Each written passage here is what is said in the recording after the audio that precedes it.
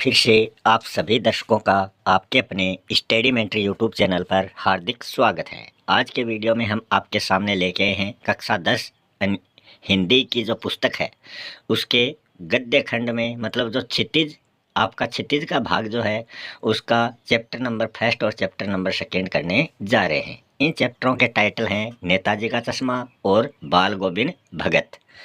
इन दोनों चैप्टरों में जो भी इम्पोर्टेंट क्वेश्चन हैं वो हम आज आपके सामने लेके आए हैं।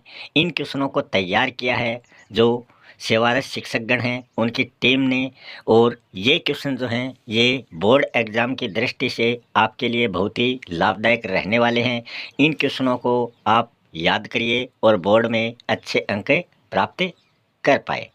और आपको बता दें, इससे पहले हमने आरओ के जो सभी चैप्टर हैं गद्य भाग के वो कंप्लीट कर लिए हैं। तो आज हम चलते हैं क्षितिज बुक में और इसमें देखते हैं ये दो चैप्टर। अगर आपने अभी तक चैनल को सब्सक्राइब नहीं किया है तो चैनल को सब्सक्राइब ज़रूर कर लें।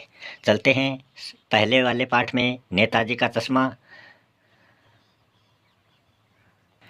पहले हम देख लेते हैं नेताजी का चश्मा जो चैप्टर है उसके राइटर हैं स्वयं प्रकाश। उनका जीवन परिचय में बात करें तो इनका जन्म 1947 ईस्वी को इंदौर मध्य प्रदेश में होता है और इन्होंने जिस पत्रिका का संपादन किया उसका नाम है वसुधा। इनकी अगर प्रसिद्ध कृतियों की बात करें, रचनाओं की बात करें तो उनमें इनके प्रसिद्ध जो कहानी संग्रह हैं उनके नाम हैं सूरज कब निकलेगा, आएंगे अच्छे दिन भी, आदमी जात का आदमी और संधान। ये इनकी प्रसिद्ध कहानी संग्रह है। अगर उपन्यास की बात करें तो बीच में विनय और ईंधन, ये दो इनके प्रसिद्ध उपन्यास हैं। अब चलते हैं नेताजी का चश्मा जो चैप्टर है उसके इम्पोर्टेंट क्वेश्चनों की ओर। इसमें हम बात करें, सबसे पहला क्वेश्चन है शहर के मुख्य बाजार के मुख्य चौराहे पर किसकी प्रतिमा लगी हुई थी? तो वो लगी थी नेताजी की, जिनको सुभाष चंद्र बोस के नाम से जाना जाता है। हालदार साहब कितने दिनों से कंपनी के काम से कस्बे से गुजरते थे? तो वो 15 दिन में एक बार वहाँ से अवश्य निकलते थे। नेक्स्ट है मूर्ति कोट के दूसरे बटन तक कितने फुट ऊंची थी? तो वो मूर्ति जो थी वो दूसरे बटन से 2 फुट ऊंची थी। नेताजी की मूर्ति पर सरकंडे का चश्मा किसने लगाया था? तो वो लगाया था किसी बच्चे ने। बच्चे ने देखा कि इस पत्थर की जो मूर्ति है इस पर चश्मा नहीं लगा हुआ है तो उसने सरकंडे का चश्मा बनाकर लगा दिया। नेक्स्ट क्वेश्चन है नेताजी की मूर्ति किसने बनाई थी? तो वो बनाई थी मास्टर मोतीलाल ने। अगले क्वेश्चन की हम बात करें तो अगला क्वेश्चन है हालदार साहब को मूर्ति के सामने से गुजरने पर क्या अंतर दिखाई देता था और क्यों? तो इसका जवाब जो हो जाएगा वो हो जाएगा हालदार साहब को मूर्ति के सामने से गुजरने पर हर बार मूर्ति पर लगे चश्मे के फ्रेम के बदल जाने का अंतर दिखाई पड़ता था, क्योंकि कैप्टन जो था वो उसे बदल देता था। अब ये कैप्टन कौन है ये हम आगे के क्वेश्चनों में जानेंगे। नेक्स्ट है कैप्टन चश्मे वाले को सामने खड़ा देखकर हालदार साहब अवाक क्यों रह गए? अवाक मतलब दंग क्यों रह गए? तो ये कैप्टन कौन था? चश्मा बनाने वाला कारीगर था। जवाब हो जाएगा हालदार साहब ने नेताजी के प्रति सम्मान की भावना देखकर उन्होंने सोचा कि शायद कैप्टन चश्मे वाला नेताजी का कोई साथी है या फिर आज़ाद हिंद फौज का कोई सिपाही रहा होगा। लेकिन जब सामने कैप्टन के रूप में उसने बूढ़ा, मरियल और लंगड़े आदमी को देखा तो हालदार साहब उसकी स्थिति को देखकर अचंभित हो गए। नेक्स्ट क्वेश्चन है कैप्टन मूर्ति के चश्मे को बार बार क्यों बदल दिया करता था? तो इसका जवाब हो जाएगा कैप्टन देशभक्त था तथा शहीदों के प्रति वो हमेशा आदर भाव रखने वाला व्यक्ति था। वह नेताजी की चश्मा विहीन मूर्ति देखकर दुखी होता था। चश्मा विहीन मतलब मूर्ति के चश्मा नहीं लगा था, तो इस कारण उसको दुख था। वह मूर्ति पर चश्मा लगा देता था, पर किसी ग्राहक द्वारा वैसा ही चश्मा मांगे जाने पर वो उस मूर्ति से उस चश्मा को तो उतार देता था और उस चश्मा की जगह अपना कोई दूसरा चश्मा जो है वो उस मूर्ति पर लगा देता था। अगला क्वेश्चन है नेताजी का चश्मा पाठ के माध्यम से लेखक ने क्या संदेश देने का प्रयास किया है? तो इसका जवाब हो जाएगा, नेताजी का चश्मा नामक पाठ के माध्यम से लेखक ने देशवासियों में विशेषकर युवा पीढ़ी को राष्ट्र प्रेम एवं देशभक्ति की भावना मजबूत बनाए रखने के साथ साथ शहीदों का सम्मान करने का भी संदेश दिया है। देशभक्ति का प्रदर्शन देश के सभी नागरिक अपने अपने ढंग से कार्य व्यवहार से वो कर सकते हैं, वो अपना योगदान दे सकते हैं। तो देशभक्ति के तौर पर कोई व्यक्ति किसी भी प्रकार से अपना योगदान दे सकता है, ये नहीं कि वो सेना में जाकर शहीद हो तभी वो देशभक्ति कहलाएगी। फिर है पठित गद्यांश पर आधारित निम्नलिखित प्रश्नों के उत्तर आपको देने हैं। आपकी पुस्तक से कोई पैराग्राफ या गद्यांश दिया जाएगा और उस गद्यांश को आपको ध्यानपूर्वक पढ़ना है और फिर उसी गद्यांश से संबंधित नीचे आपसे क्वेश्चन पूछे जाएंगे, आपको उनके जवाब देने हैं। यहाँ क्वेश्चन है, हालदार साहब को मूर्तिकार का कार्य कैसा लग रहा था? तो ये आप यहाँ ऊपर गद्यांश में पढ़ोगे तो इसका जवाब आपको मिल जाएगा। हालदार साहब की मूर्तिकार का कार्य जो था वो विचित्र और कौतुक भरा लग रहा था। गद्यांश से संबंधित नेक्स्ट जो क्वेश्चन है वो है, हालदार साहब किसके समक्ष नतमस्तक होकर रवाना हुए थे? तो हालदार साहब जो थे वो चश्मे वाले की देशभक्ति के सामने नतमस्तक होकर रवाना हुए थे। समक्ष होता है सामने, सम धन अक्ष। हालदार साहब ने पाने वाले से क्या पूछा था? तो हालदार साहब ने पाने वाले से पूछा कि यह कैप्टन कौन है? नेताजी का कोई साथी है या फिर उसकी आज़ाद हिंद फौज का कोई सिपाही है? देशभक्ति की भावना किसमें थी?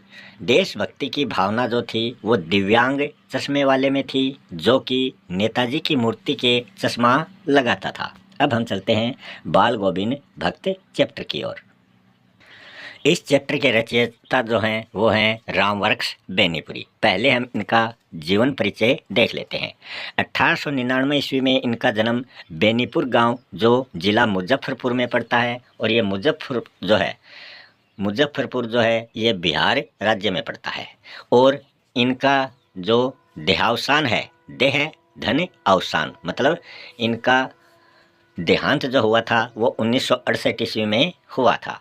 इनका एक उपनाम भी है जो है कलम का जादूगर। इनको कलम के जादूगर के रूप में भी जाना जाता है। इनकी पत्रिकाओं की बात करें तो उनमें है तरुण भारत, किसान मित्र, बाल युवक योगी, बालक युवक योगी, जनता, जनवाणी, नई धारा। तो ये इनकी पत्रिकाएं हैं। इनका संपूर्ण साहित्य बेनीपुरी रचनावली के नाम से 8 खंडों में प्रकाशित किया जा चुका है। इनकी रचनाओं की हम बात करें तो पतितों के देश में इनका प्रसिद्ध उपन्यास है, और इनकी प्रसिद्ध कहानी है चिता के फूल। इनका प्रसिद्ध नाटक है अम्बपाली, और इनका एक रेखा चित्र भी है जिसका नाम है माटी की मूर्तें। इनका एक यात्रा वृत्तांत है जिसका नाम है पैरों में पंख बांधकर, और इनका एक संस्मरण है जंजीरें और दीवारें। ये यात्रा वृत्तांत, रेखा चित्र, संस्मरण क्या होते हैं ये आप प्ले लिस्ट में जाकर हिंदी साहित्य के जो काव्य शास्त्र के वीडियो हैं वहाँ पर आप इनका अंतर देख सकते हैं। फिर हम चलते हैं इस चैप्टर के क्वेश्चनों की ओर।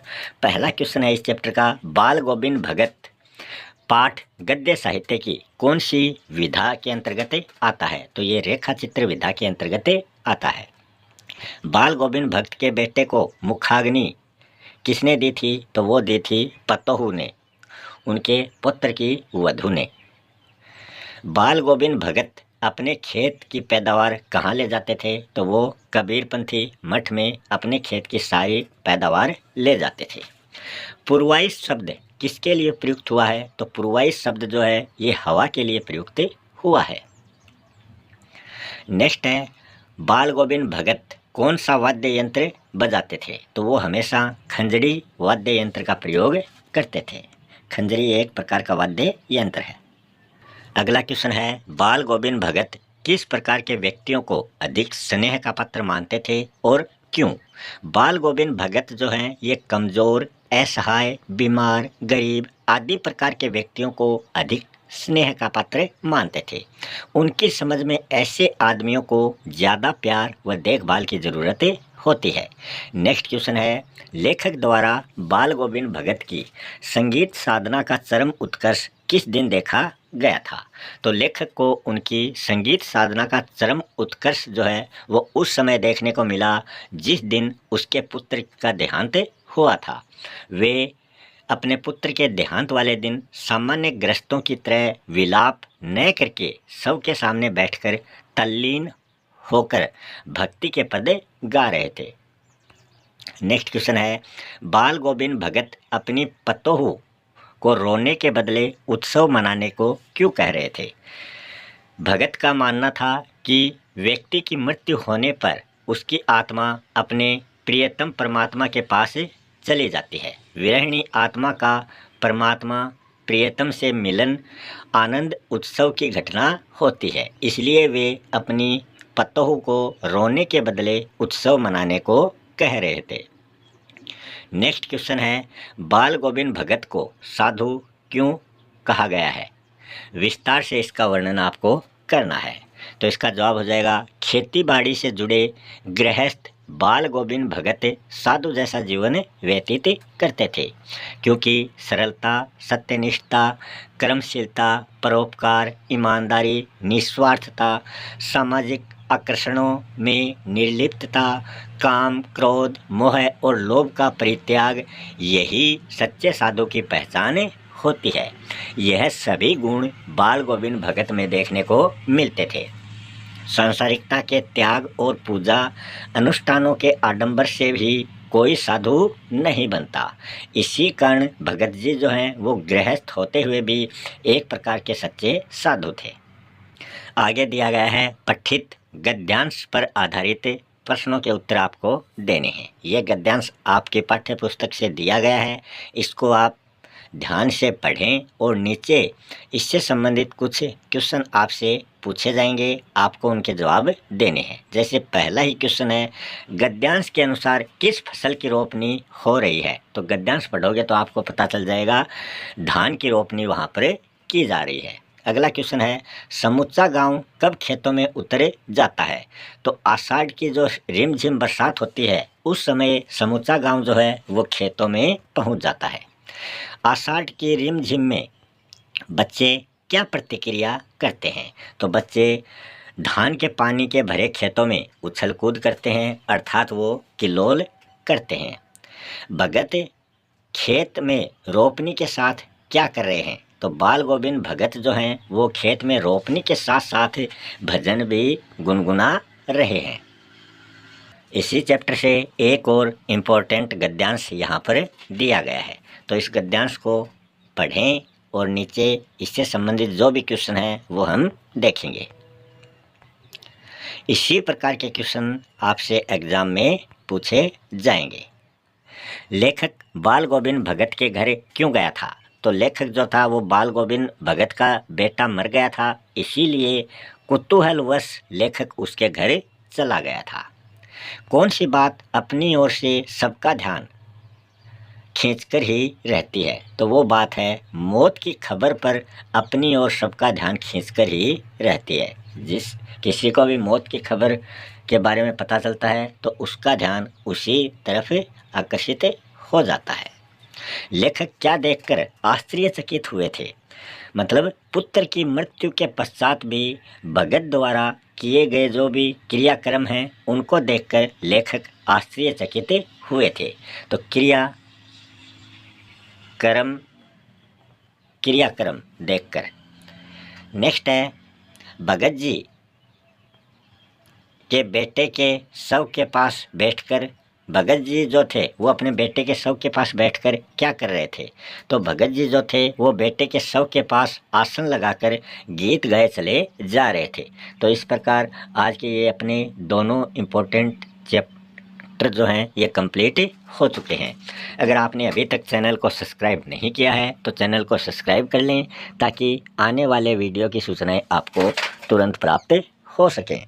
मिलते हैं अगले चैप्टर में, अगले वीडियो में किसी नए चैप्टर के साथ। तब तक के लिए आप सभी का बहुत बहुत धन्यवाद।